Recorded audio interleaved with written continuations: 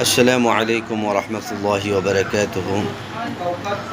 إن الحمد لله والصلاة والسلام على رسوله الكريم. أما بعد، قال النبي صلى الله عليه وسلم: ركعة الفجر خير من الدنيا وما فيها. محترم दोस्त बुजुर्ग, অনেকে প্রশ্ন করে থাকে সুন্নাতুল ফজরি অর্থাৎ ফজরের নামাজের সুন্নত আমরা জামাত শুরু হওয়ার পর আমরা পড়তে পারবো কিনা। এই বিষয় নিয়ে হযরতে সাহাবায়ে কেরাম তেনাদের আমল আছে। অনেক সাহাবার থেকে বর্ণিত রয়েছে যে তেনারা জামাআতুল ফজর অর্থাৎ ফজরের জামাত শুরু হওয়ার পরেও, ইকামত শুরু হওয়ার পরেও তেনারা সুন্নতটা আদায় করে নিয়েছেন। হযরতে আব্দুল্লাহ ইবনে উমর রাদিয়াল্লাহু তাআলা আনহু থেকে বর্ণিত আছে, হযরতে আব্দুল্লাহ ইবনে আব্বাস রাদিয়াল্লাহু তাআলা আনহু থেকে বর্ণিত আছে, হযরতে আব্দুল্লাহ ইবনে মাসউদ রাদিয়াল্লাহু তাআলা আনহু থেকে বর্ণিত আছে যে যতক্ষণ পর্যন্ত মুক্তাদি ফজরের ফরজ নামাজ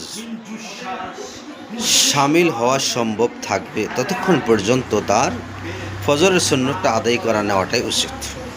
এবং কি লাস্ট রাকাত অর্থাৎ কাদায়ে আখেরাও যদি সে পায় তারপরেও তার দরকার সে যেন নামাজে ফজরের সুন্নতটা আদায় করে নেয়।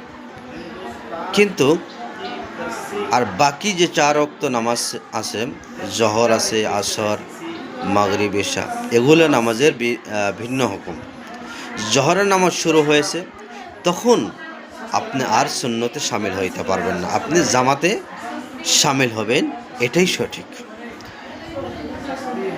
আর নামাজে ফজরের অনেক গুরুত্ব রয়েছে এই সুন্নতের, গতিকে সকলেরই দরকার যাতে করে আমরা কখনো যদি দেখা যায় যে জামাতটা শুরু হয়েছে, কমাস কম আমরা মসজিদের বারান্দায় কোনো কোনা সাইটে আমরা সুন্নতটা পড়ে নেব। আর যদি দেখা গেল যে আমার জামাতটা ছুটে যাবে, ফজরের ফরজটাও আমি পাবো না, তাহলে আমি সুন্নতকে ছেড়ে দেব। আর সেই সুন্নতটা বেলা ওঠার পর অর্থাৎ ইশরাকের নামাজের সময় আমরা সেই সুন্নতটা আদায় করে নেব ইনশাআল্লাহ। আশা করি আপনারা সকলেই বুঝতে পেরেছেন। আল্লাহ পাক আমাদেরকে সকলকে